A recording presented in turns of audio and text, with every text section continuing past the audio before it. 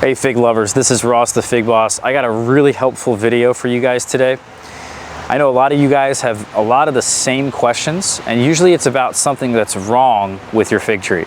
So in today's video, we're gonna kind of cover a lot of the common problems and just jam them all into one video and try to help you guys out. So if anyone's interested, before we begin the video, I do have a lot of fig trees for sale. Some of these are getting up there in size.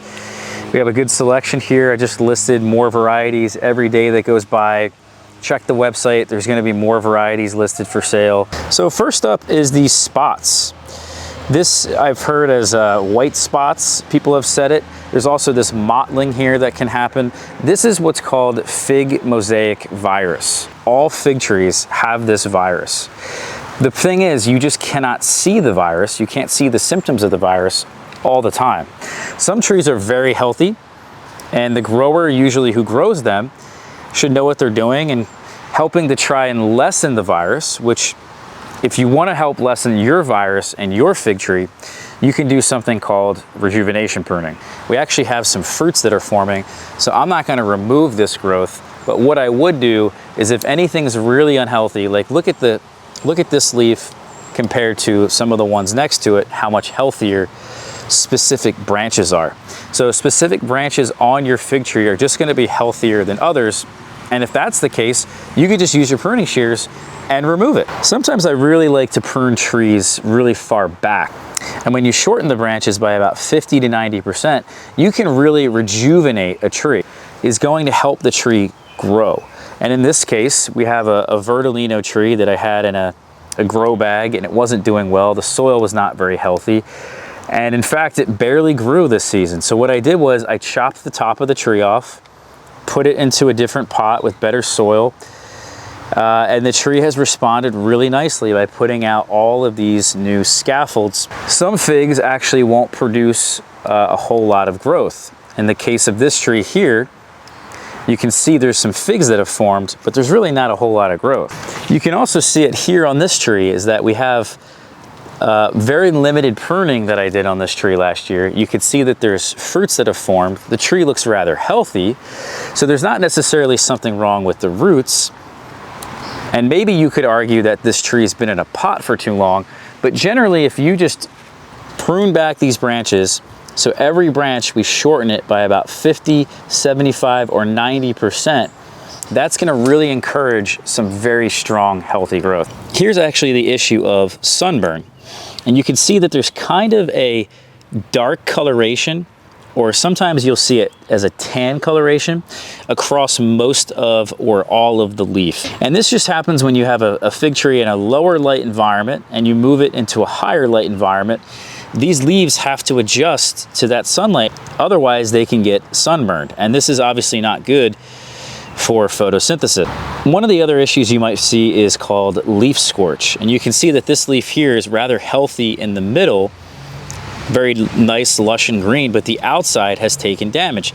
And that's because this tree was in an extreme amount of heat. Recently it was 100 degrees here in the Philadelphia area. And if you combine also the fact that maybe there's not enough moisture in the soil, or if you have humidity shock, just like when I mentioned moving your fig tree from lower light conditions to higher light conditions, if you have fig trees in higher humidity most of the time, and that's all of us that live in humid places, and then all of a sudden the humidity drops, combine that with a high amount of heat, you can get damage like this on your fig tree.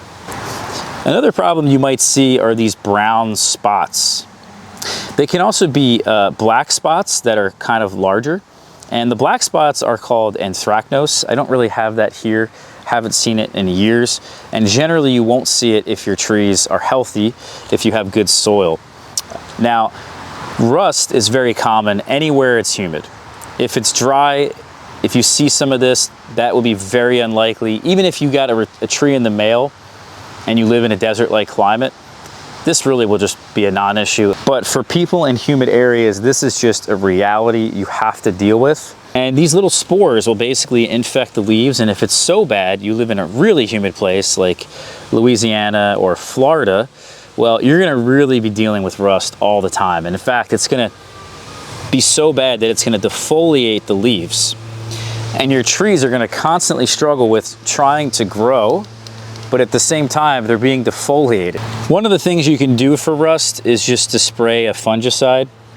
Copper can definitely help, sulfur can help, but also just picking up any leaves that might have this if they've fallen off and disposing of them. You also wanna make sure you space your fig trees further apart, giving them nice airflow, train them and prune them properly so that they have good airflow that goes through them, rather than having a dense canopy that traps a lot of that moisture and doesn't dry out as quickly in the morning. You might also see relatively pale green growth.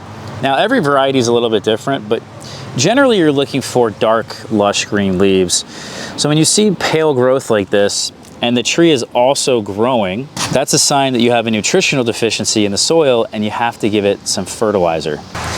Now, I searched the yard pretty far and wide with all my fig trees here to find a yellowing leaf. And usually yellowing leaves are a sign of two different things, not just the nutritional deficiencies in the soil, but you can also have overwatering issues or underwatering issues.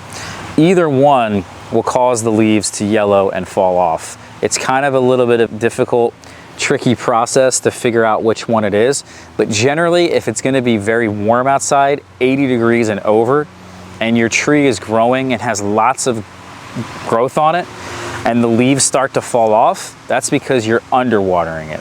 If it's colder outside and your tree doesn't have a whole lot of leaves on it and it doesn't really grow very fast, well, it's probably overwatering. When you constantly drench the soil with water, you end up losing oxygen, and that condition creates a favorable environment for microbes in the soil that are not good for growing plants. So as an example, root rot is one of them. It's a fungus that really destroys fig trees. They're very susceptible to it.